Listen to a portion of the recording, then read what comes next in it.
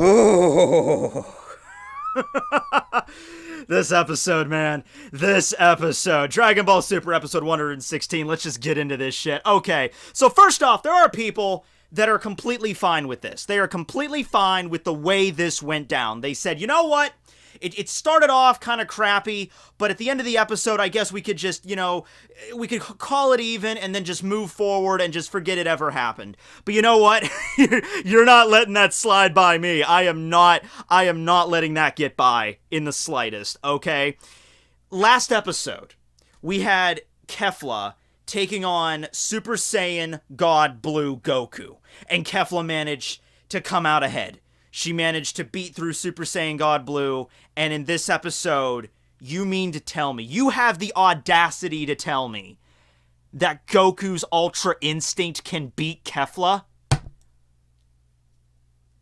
No! What part of invincible character do you not understand? Okay, you have Kefla, who's really strong, and then Caulifla, who's really strong, and then Potara fusion them together, you get invincible character. And you're gonna have her lose to Ultra Instinct? A freaking wimpy move like Ultra Instinct is gonna take Kefla out? Are you kidding me? I was totally expecting this episode, Goku powers up to Ultra Instinct, and then Kefla just appears behind him, snaps his neck, Goku's dead, new main character right here because, invincible. And then Kefla proceeds to jaunt on over to Topo and Dispo and punch them at the same time, break their jaws, knock them off the freaking tournament, lets out a mighty feminine roar. All the other remaining combatants, Piccolo, those two Namekians from Universe 6, who were even on her own team, their just heads explode. Every other one just gets knocked off the arena, and then Jiren wakes up from his meditation, and then rushes on over, and then Kefla takes out her freaking pinky finger, and just stabs it right in Jiren's heart, and his entire chest just explodes outwards. And then Jiren just, right before he dies, he looks down, his eyes bulging out of his head, even more so than usual, and he's just this look of disbelief, like, I can't believe you just blew out my chest cavity. And then Kefla just, and then Jiren's entire body just, blood and viscera everywhere. And then Kefla is crowned the queen of the Tournament of Power, but that's not good enough. She then proceeds to take on all the gods of destruction, wipes out Beerus, wipes out Champa, wipes out all the angels, and then proceeds to grab Zenos by their freaking neck and crush them, and take her place as the new queen of everything. Supreme ultimate power! That's all I wanted! And you ruin it. You ruin it with this crap. Okay, alright, well, I guess we'll go through the episode. Okay, I'm not gonna do that the entire time, but, I read a lot of stuff going into this episode, and some of the stuff I did read, and I'm kind of glad I didn't do the video last week, because that might have skewed my way of perceiving this, but I was looking at it along the lines of Ultra Instinct would actually be able to not be good enough for Kefla. Kefla was actually going to trump Ultra Instinct. I read that kind of spoilers, and it's clearly not the case here, which I'm very thankful for, but I'm looking at that like... I've been pretty chill with this. I've been pretty chill. I was chill when Caulifla learned Super Saiyan like that. I was chill when Kale learned how to master Legendary Super Saiyan kind of like that through sisterly love or whatever the fuck. I was cool with that. But even I have to draw a line somewhere, guys. And I'm drawing the line at Super Saiyan Blue. Alright? Like, I gotta draw it somewhere. I'm drawing it there. So, this episode, there's really not much to it. It's pretty much just a straight-up fight, which in Dragon Ball terms means the beginning of the episode is a power-up scene. Goku goes Ultra Instinct, Kefla notices this, realizing he's going back into the same form he used when he fought Jiren, so she powers up even further to Super Saiyan 2, while in her true legendary Super Fuck-You-Up Saiyan pink leggings mode or whatever, basically just to flex out their Super Saiyan cocks. well, actually, that doesn't really apply here because Goku's not technically going into a Super Saiyan form, and Kefla doesn't actually have a. Well, you know what? She might. I don't even know at this point. Okay, but no, yeah. So they power up for the beginning of the episode, and all the gods of destruction are flipping their crap, and they're like, oh, so there was the god of it's the Supreme Kai from Universe 1, I think, whose name is literally just Kai. And he's there, and he's just like, or is that Universe 11? Whatever. The Kai names aren't really important.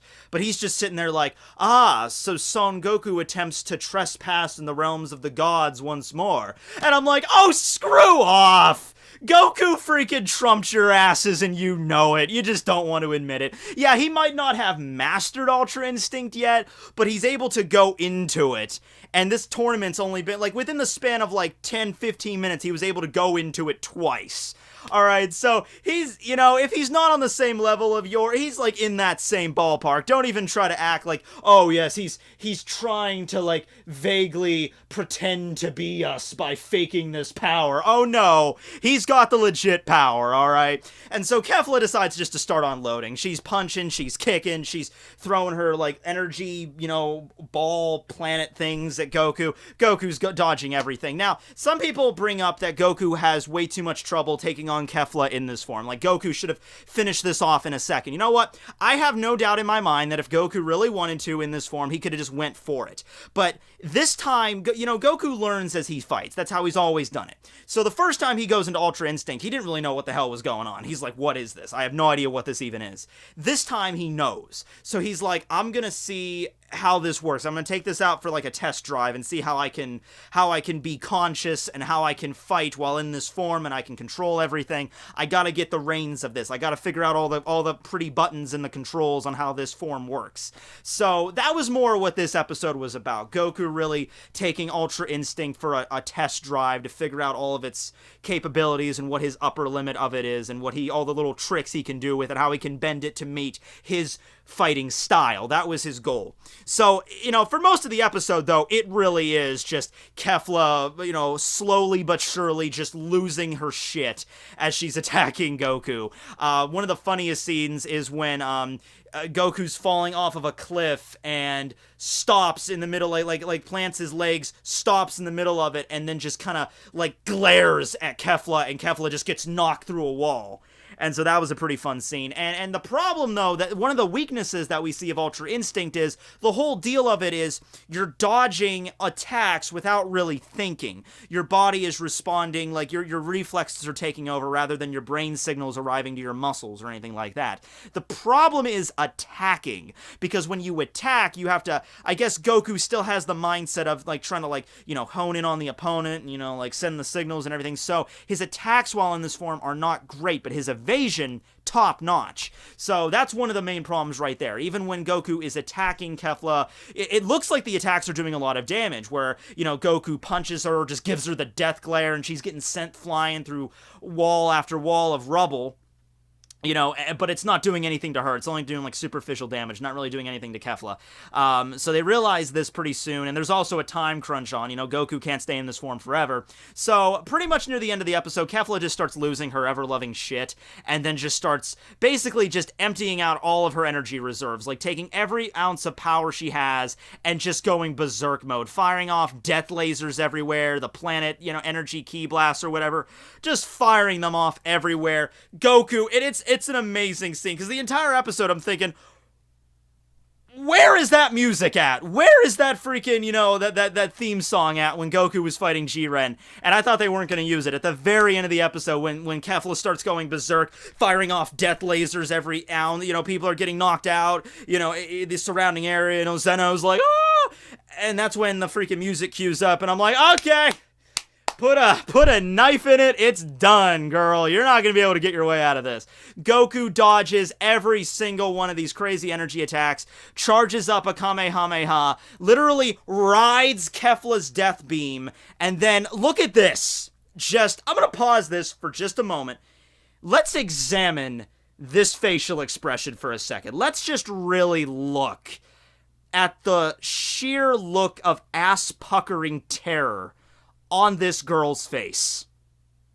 This is everything that you've ever known in your life, Everything that you thought was concrete, everything, your family, your friends, your goals, your personality, which is even more crazy at this point because she's fused, but, you know, her homeland, the fact that gods of destruction are real, every ability you've ever learned, every form you've ever learned to take, all your desires to bone Kaba, let's just be honest here, that's totally a thing, all of it shattered in an instant, about to, you know, reach the end of your, not only your mortal existence, but your spiritual existence. About to end right here.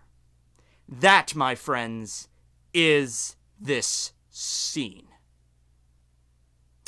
Or it's whenever he whips out his dick and you're really surprised. Okay, I ruined it! I ruined the whole thing! I'm sorry.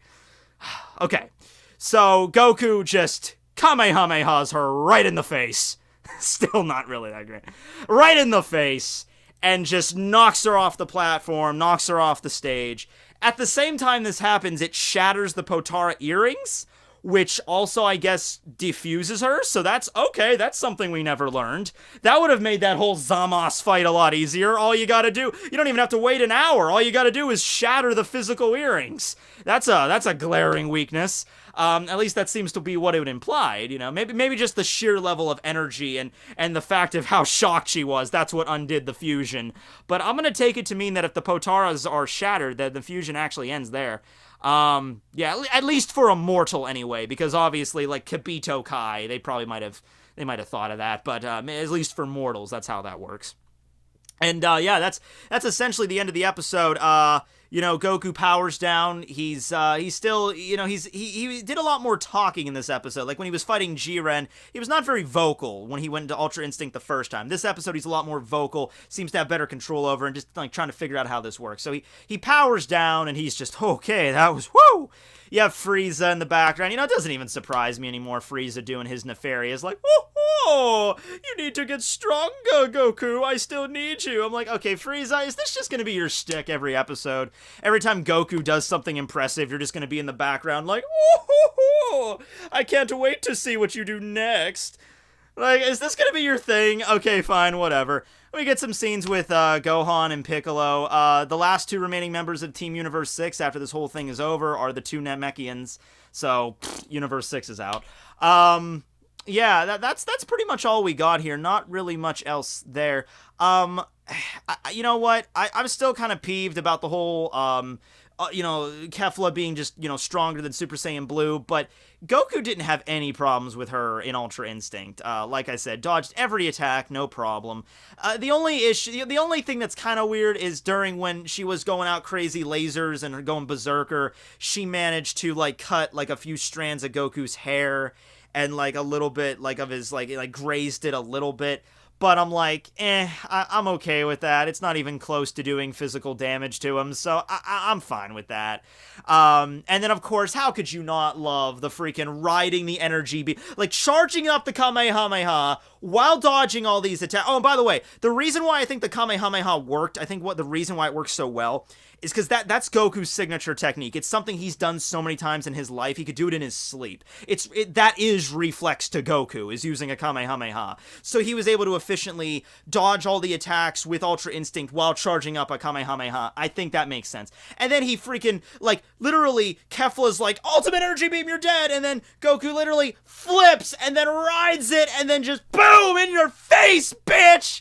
You know, like, how could you not love that? I mean, come on! But yeah, that's the end of Kefla, and, from this day, and many days onward, we shall always remember this date. No, well, it was yesterday, but November 18th, 2017. No, can we make November 18th officially, like, you know, screw off Kefla Day? The day that Kefla just kind of screwed off. Can we make that the date? I mean, I was okay with her in the beginning. She looked cool. She's hot. Whatever. I said it. Okay. You know, I'm fine with the fusion. It made sense, but it's just like, let's just give her bottomless power. I'm like, okay, yeah. I mean, yeah, she's got the legendary Super Saiyan form, sure, but just because okay, you have to set boundaries and rules with that, okay? You can't just throw that in there and be like, legendary Super Saiyan equals, nearly infinite power. You gotta set a cap on that somewhere. I understand what you were doing. You looked at the movie and you were thinking, let's just bring that into the story. Sure, fine. But a movie was a movie. That was a standalone thing with Broly. Okay, I'm not mad about that because it was a movie. Okay, it was a standalone thing. It had nothing to do with the actual canon of the story. So if you want to give Broly, like, all this badass infinite freaking ki, okay, fine, whatever. But this is an actual canon of the story. You're gonna have to set some limits with that. That's all I'm saying, please. But it really did seem like, no, let's just, power them up and let's give them all crazy power. Alright, whatever, okay, fine. She's gone, alright? Will she probably show up again? Yeah, probably. But for right now, she's gone. So, yeah, we got 17 minutes left in the Tournament of Power. Very appropriately, it seems that 17 and 18 are going to be playing a major role in the next episode. Yeah, I'm looking forward to some android fight in action.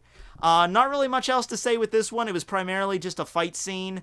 And Goku came on top, which I'm glad he did. I'm glad those spoilers were wrong, and I'm glad Kefla finally got a chance to get taken down a peg. But do not use this as just an excuse for, oh, well, Kefla got defeated this time, but next time we see her, she's automatically going to be able to use Ultra Instinct or something ridiculous. Oh, and one more thing before I go.